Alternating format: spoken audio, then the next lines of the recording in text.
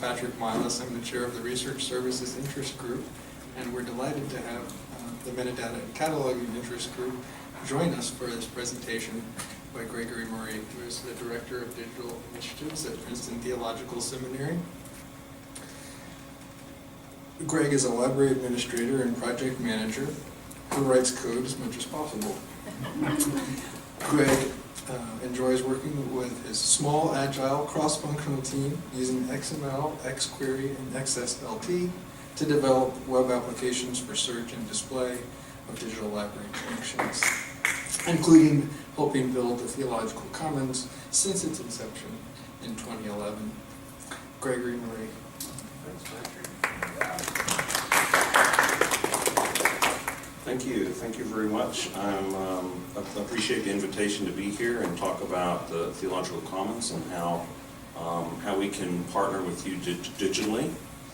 So I'm going to be talking about using the Internet Archive and Theological Commons in combination as a kind of on-ramp to digitization and access for your library's local collections.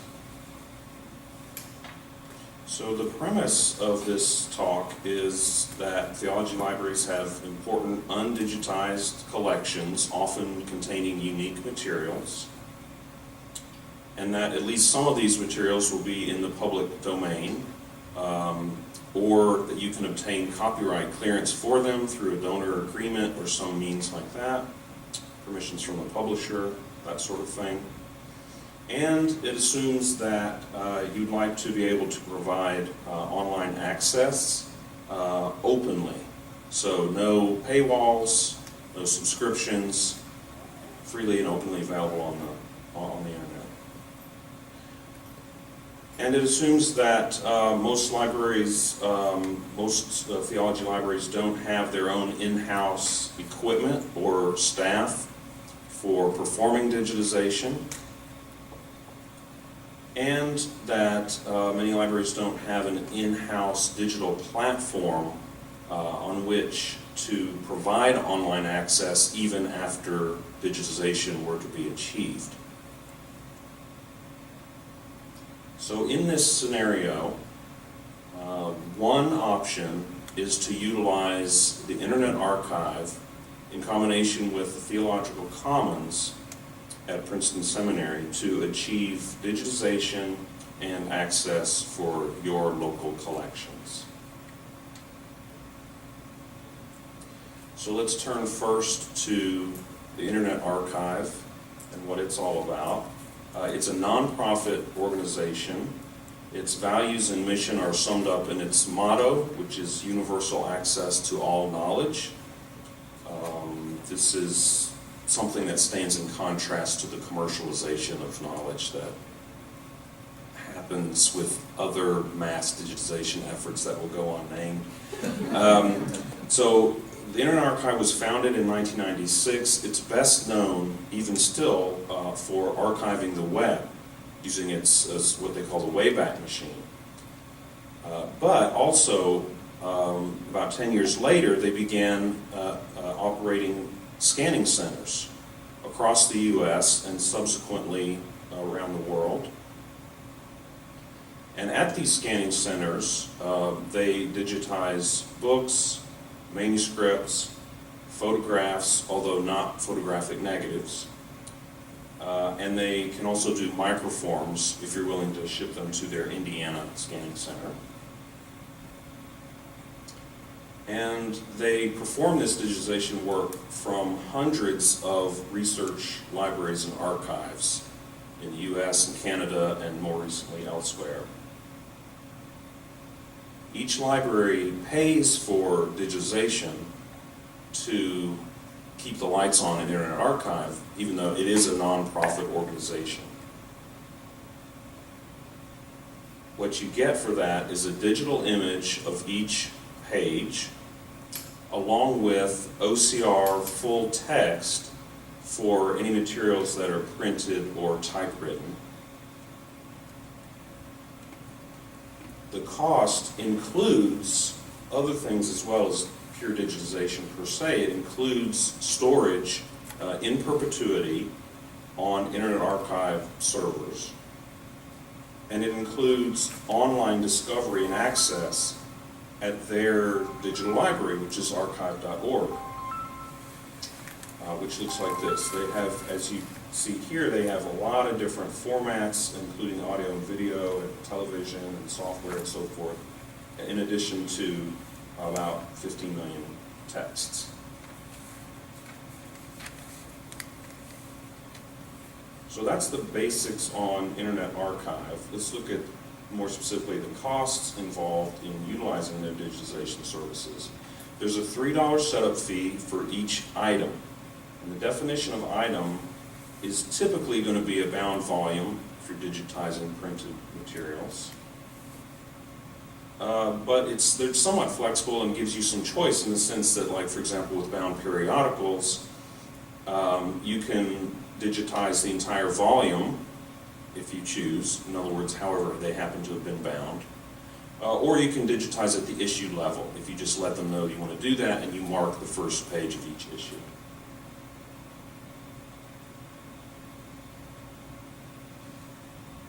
For archival materials, similarly, you can either consider an item to be a folder of materials, or you can consider an item to be an individual manuscript.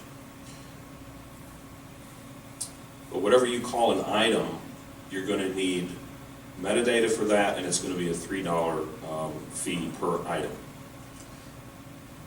Within items, it's 10 cents per page for standard size volumes, 25 cents a page for oversized folio volumes or for loose sheets of any size. And it's $2 per fold out, and those can be any size. So if you have a map in a book that folds out several times, it's quite long, that's fine. It just means they'll take multiple digital images of it and stitch them together.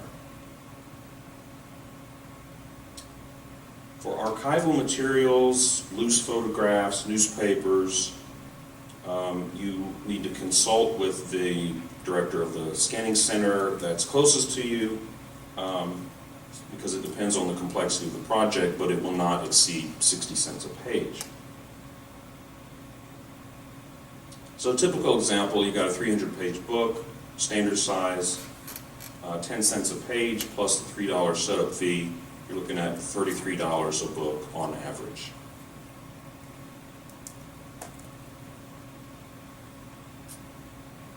The metadata for Internet Archive digitization, you provide them with a comma-separated values file or an Excel file, which they can save as comma-separated.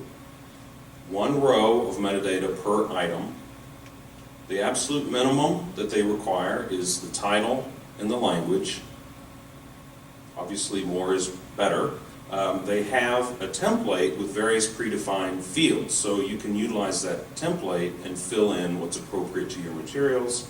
And it includes a description field that allows you to put in custom data that may not fit into the template. If you provide an OCLC number or an ISBN for recent materials that you have copyright clearance for, Internet Archive can utilize the WorldCat record, which saves on what your metadata setup work.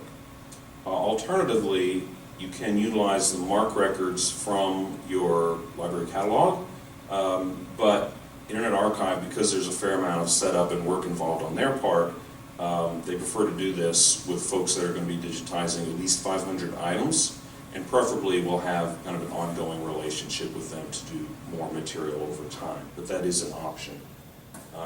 They simply set up a Z3950 connection to your catalog, and they take it from there. You provide the bib records, obviously, and then they can harvest those MARC records and derive the metadata from those. So those are the options in regards to providing them with the metadata for each digital item. Let's turn now to the Theological Commons.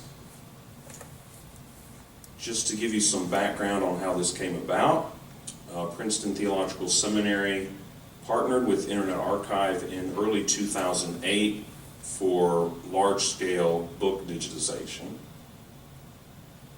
And part of that partnership included establishing an Internet Archive scanning center in the Princeton Seminary Library. So it's housed in the library building, but it's equipped and staffed and operated entirely by Internet Archive as a separate nonprofit organization. The goals of this partnership were to provide free and worldwide access to Princeton Seminary books in the public domain.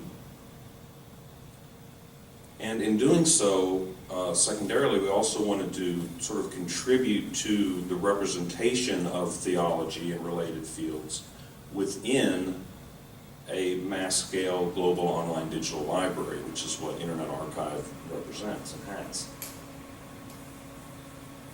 So by 2011, this partnership had produced about 23,000 books, and they're all available online at archive.org.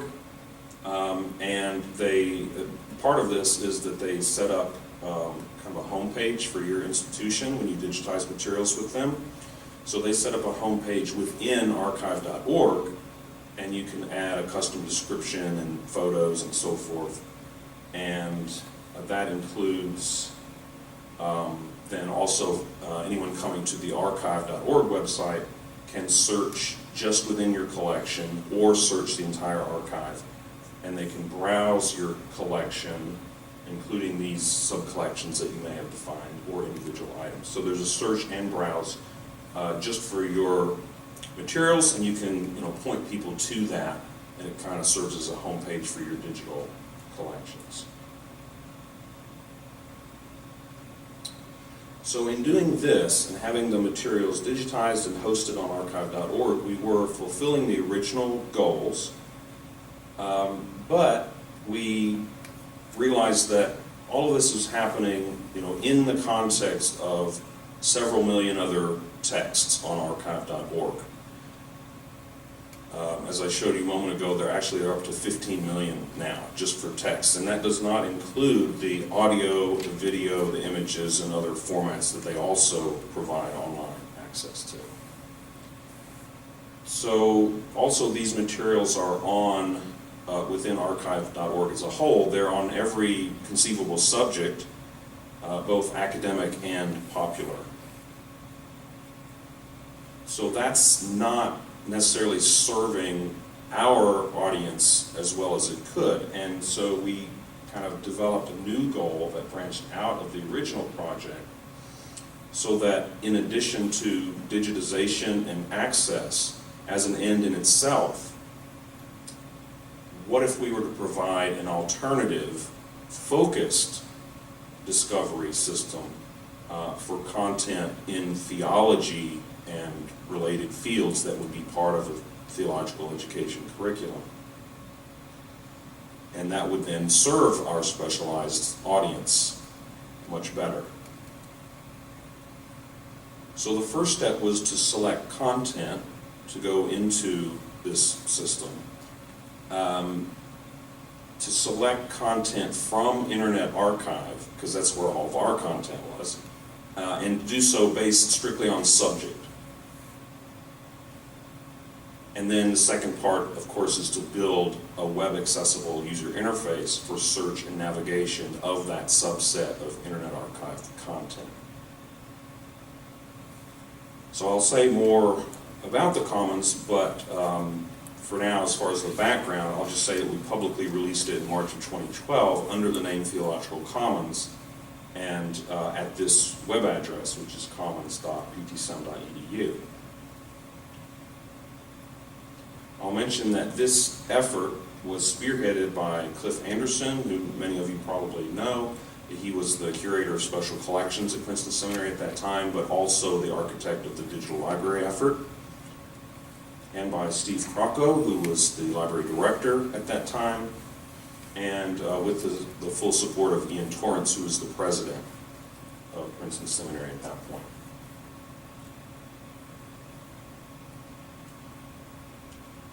As to the content that's in the system, so I mentioned that we were looking just on the basis of subject.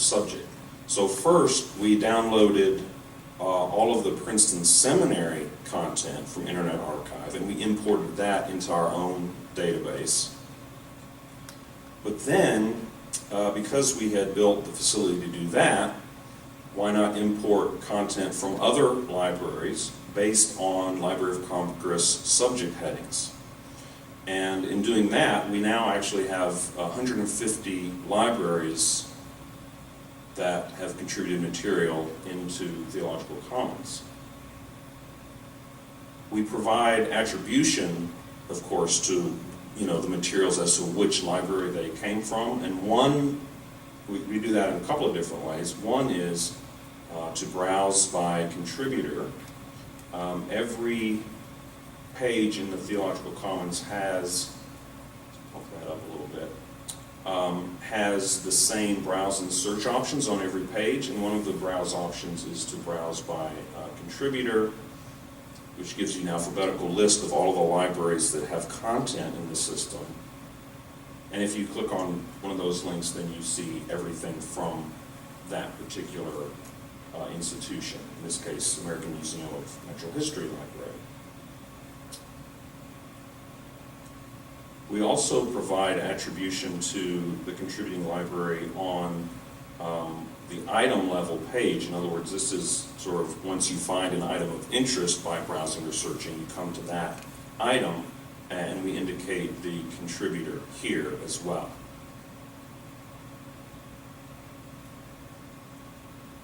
And another location for that is the frequently asked questions page, which has a little chart showing which institutions have contributed content, just as a way to kind of quickly get the overview of what institutions are represented here.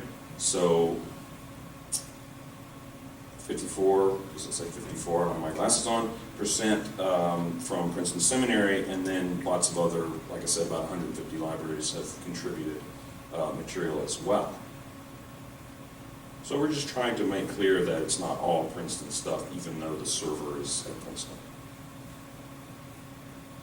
The formats of the content in the Theological Commons include books, periodicals, theses, manuscripts, photographs, postcards, and maps. And these are all of the formats that were digitized through Internet Archive. We do have a couple other formats, namely audio and video. Those were not digitized through IA because it's not their area of specialization, and so we've pulled those materials only from Princeton Seminary Media Archives.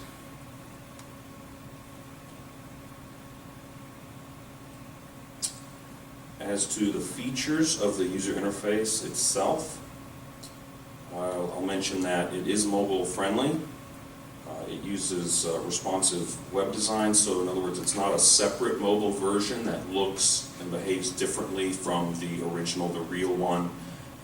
It's the same look and feel and user experience and functionality across screen sizes, from smartphone to desktop monitor and everything in between. We provide full-text searching and metadata searching for anything that's text-based, so books and periodicals and theses and typewritten manuscripts, and also transcripts of audio and video recordings where we have those available. Now, of course, for media, it's metadata-only searching because there's no text associated with that item, so this would include photographs and postcards and audio and video that does not have transcripts. Any text on a postcard, for example, would be recorded in the metadata and searchable as long as you put it into the metadata, but otherwise there's no full text for it. We use facets to allow filtering the search results. So like here, I've performed a search, and as you look at the search results along the left-hand side, we've got several facets by which one can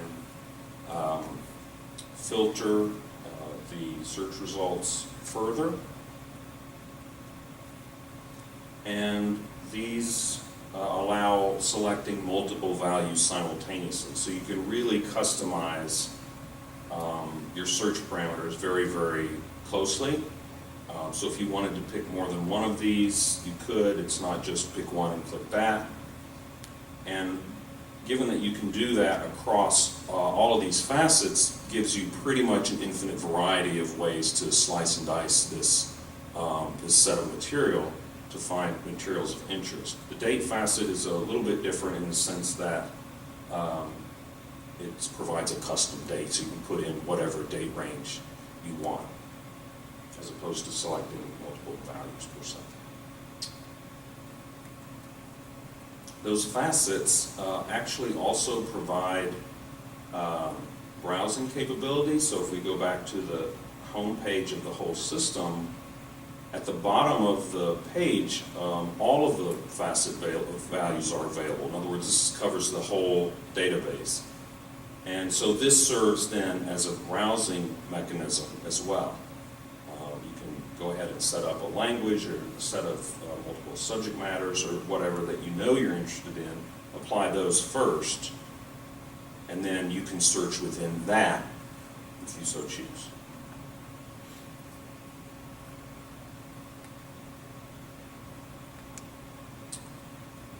Once a researcher has found an item of interest, then you're on this item level page, and if you can read online, you can download a PDF, and for most texts you can copy to Kindle if the quality of the OCR is sufficient enough to make sense to do that.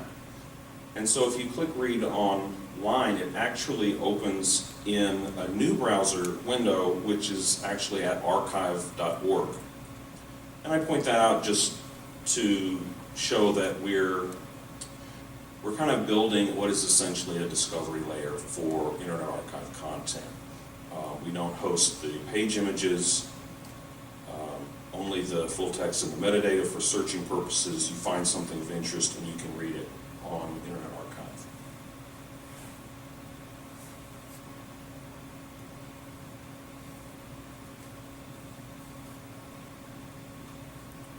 So having built this platform and having already established a workflow for importing content from other libraries, and having already set up what we call featured collections, which again, if we go back to the home page, this is the most obvious place where you see them. We've got about a half a dozen particular collections featured on the home page. You can also browse these by clicking Browse Collections from anywhere in the system. You don't have to be on the home page.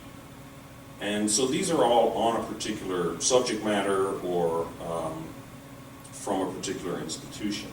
So we have that feature all set up, and what we realize is that then this makes a really good opportunity to collaborate with other institutions. A couple of years ago, the Payne Theological Seminary in Ohio, which is an AME institution, contacted us. They had obtained a small grant for digitization. They were going to be digitizing materials from their own archives. But what they did not have was a platform by which to make these materials accessible once they had achieved the digitization. They knew that we had built the Theological Commons, and so they contacted us to find out, is there some way we could collaborate, work together, maybe display this content on the Theological Commons? And we said, of course, it's a perfect way to bring content into the system and give it the exposure that it deserves. And so we essentially set up then a collection for their material only, and gave it sort of a homepage or a portal for their institution and their content. So they provided us with the graphic they wanted to use and with the narrative descriptions of the different parts of their materials, and they wanted us to include the sort of layout of their archives as it's logically laid out, with links to those particular parts of the archives, and some information about their institution, and so forth. So we set all of this up for them. And this was actually a very small project. They digitized only 86 items, and they had identified 56 other items that were on the Internet Archive already that they had in their archive. So rather than digitize them again, they asked us to pull those in, which we did. And I mentioned that the size of the project just to show that this kind of collaboration or this kind of featured collection within the Commons, it doesn't have to be a massive collection. What matters is the value of the content, not the size of the collection. They also asked us to include a couple of custom things, like, for example, essays that they commissioned from AME church historians to give more context to their collection. So we put those online as well. It's original content. Another collaboration that we undertook was the Missionary Research Library pamphlet. So again, this is featured on the homepage and kind of has its own page within the system with a description of what this collection is all about. And this is a collection from the now defunct Missionary Research Library in New York City. And this collection is held by the Burke Library at Union Seminary. And that library is under the auspices of Columbia University. So Columbia is paying for the digitization. But again, they didn't particularly have a platform by which to make the materials accessible, except through, they knew that if they went through Internet Archive, it would be on archive.org, but no customization of that platform. So, so they asked to, if we wanted to put this content in here as well, so we did something very similar for them. This is actually a very large and ongoing project, so it kind of shows the opposite end of the spectrum. This is a collection of 20,000 pamphlets, and they're being digitized by Columbia over a long period of time through the Internet Archive. And so as the project moves on, we periodically import more of the content and add it to their collection within the overall Theological Commons.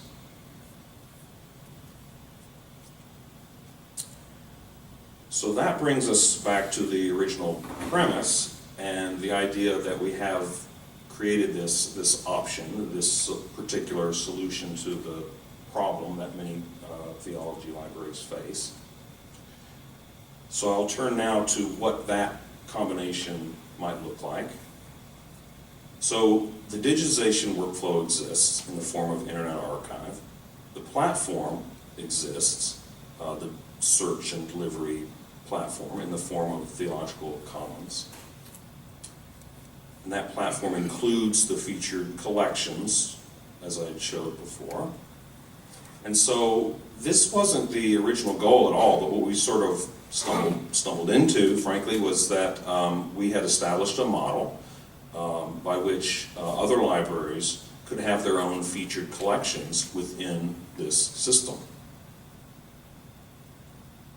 So that then presents the opportunity for any library to bring its materials online using that same model.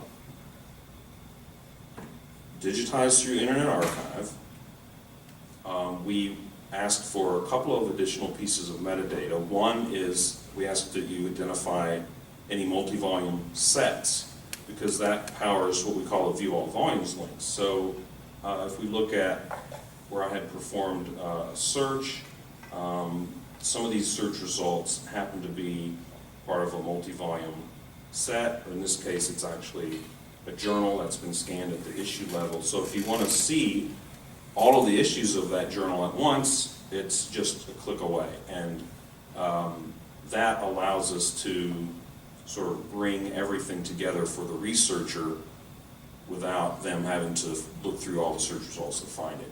that's kind of a value add that we have added to the Internet Archive data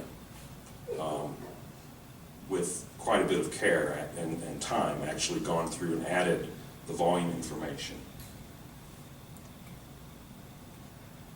We also need a subject term from our list of subjects. I think I showed you earlier the list here. It's about 40 subject terms, and it's based on the Library of Congress classification scheme. So for areas that are in the religion overall category, we've broken it down into more recent, smaller chunks. And for other things that are much broader, like psychology, we don't break it down any further. So you end up with what is hopefully a balance between complexity and simplicity for the researcher. So we need to have, in order for materials to participate in this, they have to have some subject designation.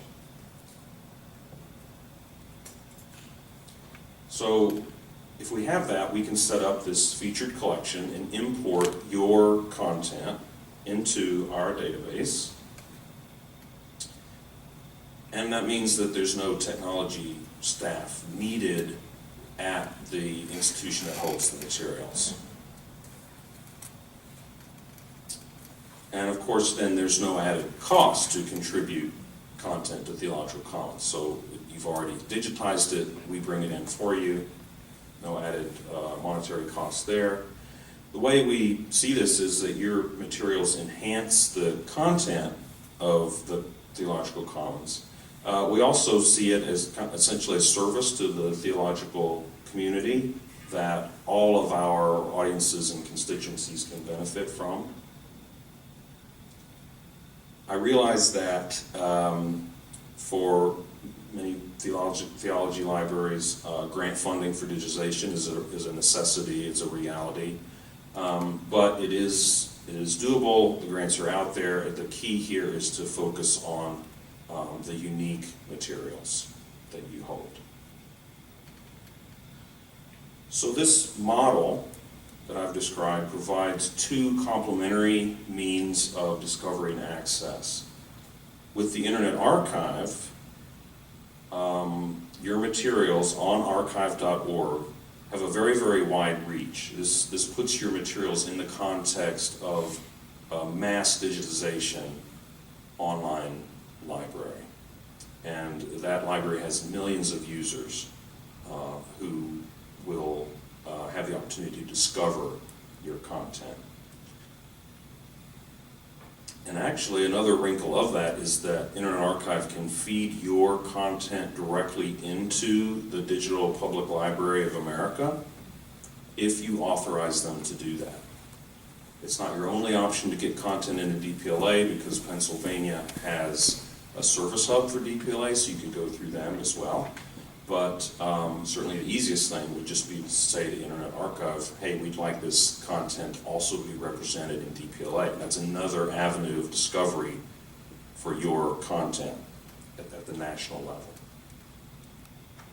So that's Internet Archive, and then within Theological Commons is a complementary way of seeing this, which is that you have a much more focused and specialized subset of content for your targeted audience of theology researchers, pastors, church leaders, etc., who would benefit from this material.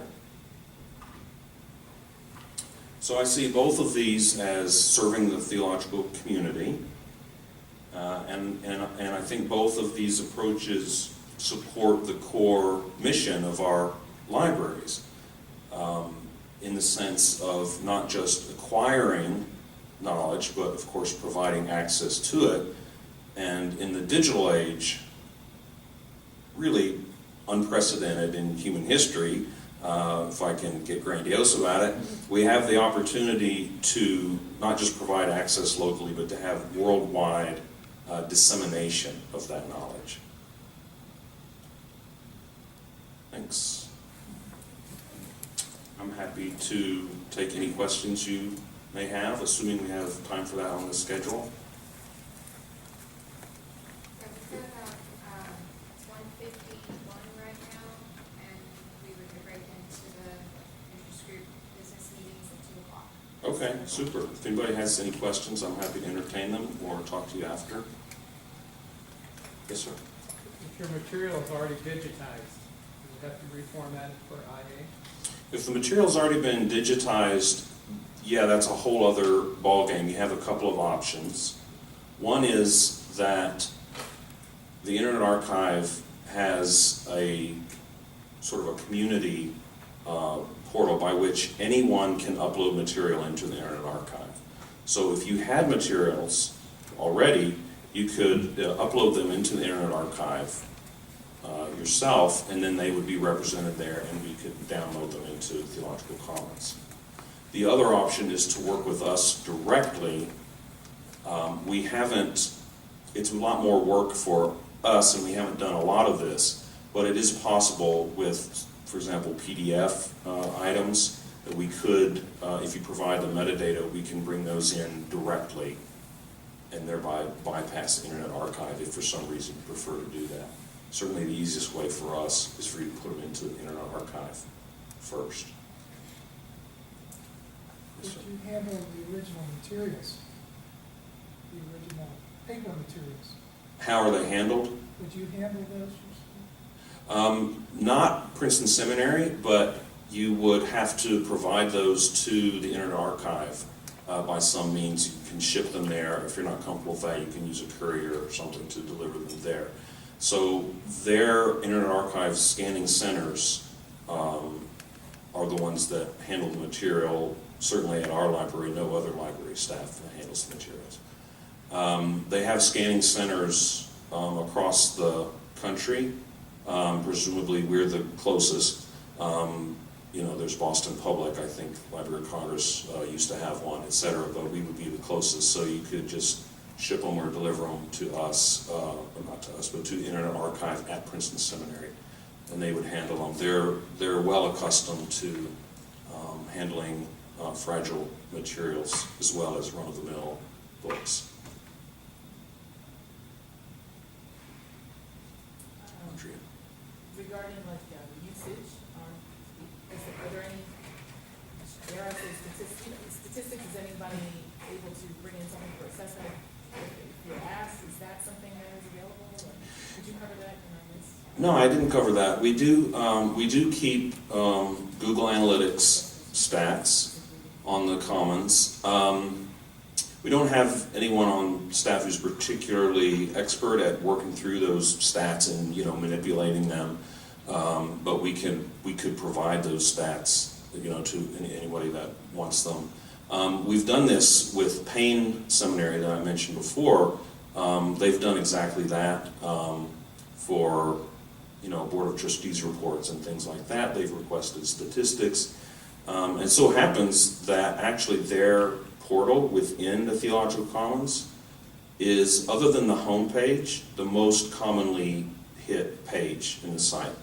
And I think that's because they really made an investment in getting the word out about their collection, and this is their digital platform. So they had a celebration of a particular anniversary of their institution, and the end of a tenure of one of the directors was outgoing, and this coincided with that, and so it got the attention of that community, and it's been one of the most highly used pages, and yeah, we could let you know what those numbers are. You mentioned each library has its own portal, so I'm assuming that's a unique URL that locally they can point to researchers. So, okay, these researchers know I'm going to go to this seminary because they have this archive or this person, and so they can go start there, but then be directed to that portal, and they use your facets from there. What about, does the library have control over, say, QA of metadata? Or, we need to clean that up. We made an error here. Do they have to go through you, or can they clean that up themselves? They would need to let us know, and we would fix it in our system. We don't have like a member portal or a member form, as it were, to go in and edit metadata records. but you would just need to let us know and we'll go in and fix it. And we do, in addition to all of the quality assurance that Internet Archive does when they digitize the items, we also do another round of QA on the materials ourselves and make sure we have things like the volume information, as I pointed out, so that we can bring sets together and that sort of thing. So yeah, it's completely under our control. If you wanted to change metadata later, you can just let us know the items and what needs to change and so forth, and we can change it. Yeah, and to your question about the portal, like if we set up a homepage like this, or a portal as it were, I didn't mention this, but actually what this provides you then, like with this search box, I don't know if you can see this, but it says search this collection, and that's what it provides. So if you're in the context of this homepage already, you can search just within this collection, and we've got a browse link so you can browse just within that collection as well. So it's discoverable both, or it's usable by a researcher both in the context of just these materials for this collection, but they're also discoverable in the total database by searching or browsing as well. Well, thanks very much. Please join me in thanking